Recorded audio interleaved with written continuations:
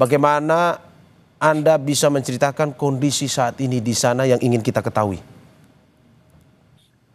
Baik. Ya.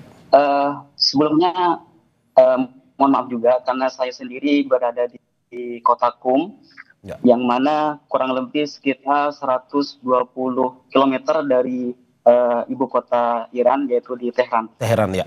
Sejauh ini, ya, sejauh ini yang kami berada di Qum ini, alhamdulillah baik-baik saja. Ya. Bahkan tidak ada yang namanya penyerangan sama sekali.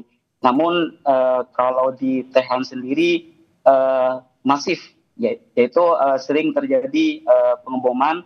Namun itu terjadi di berbagai kota-kota yang ada di Tehran sendiri. Namun untuk yang ada di Qum sendiri sejauh ini belum ada apa-apa dan aman. Oke. Seperti itu. Oke, berarti Anda mau bilang bahwa serangan ini hanya terjadi di Teheran, sedangkan wilayah yang berada di luar Teheran itu relatif lebih aman atau bagaimana sebenarnya?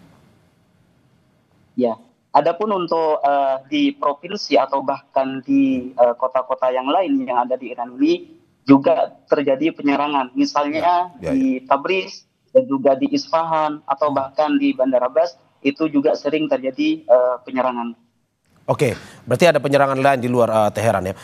Kalau kita mau tahu seberapa dampak kerusakan yang terjadi akibat dari serangan yang dilakukan ini? Baik, untuk terjadinya penyerangan ini ada beberapa mungkin yang pernah kita ketahui juga, ada berbagai video-video yang sudah kita perhatikan bahwa ada beberapa gedung-gedung yang sudah dihancur. Dan juga ada studio salah satu TV nasional yang ada di Iran pun juga diserang. Ya. Seperti itu.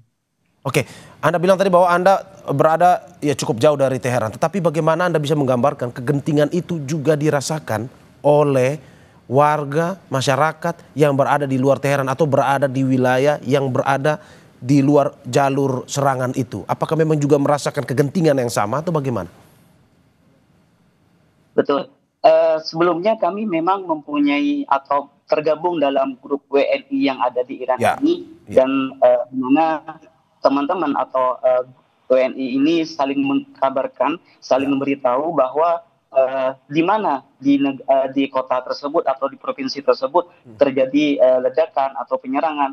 Nah di situ dari kami yang ternyata yang ada di Qum misalnya, yang ada di Qum yang aman-nyaman ini pun juga aslinya sangat takut kalau seandainya tiba-tiba terjadi penyerangan. Bahkan teman-teman pun ada yang sampai kumpul dalam satu tempat yang sekiranya di situ merasa aman, saking takutnya terhadap penyerangan ini.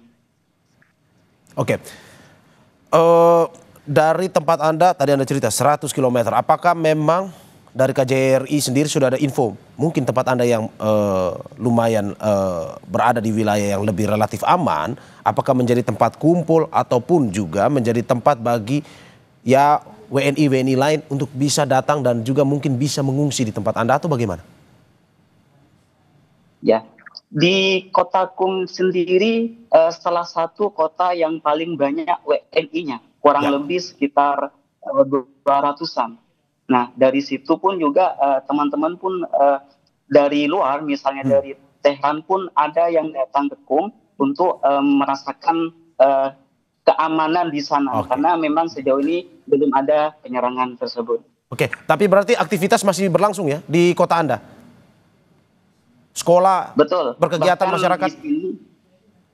Betul, di Qum sendiri semuanya normal, semuanya melakukan aktivitas seperti biasanya, dan di jalanan itu ramai, bahkan sekolah, terus kampus juga dan juga perkantoran tetap seperti biasanya. Oke, tapi apakah ada warning, wanti-wanti dari pemerintah agar mungkin saja masyarakat di kota Anda, warga di kota Anda juga pada akhirnya harus waspada terhadap serangan dari Israel ini? Betul.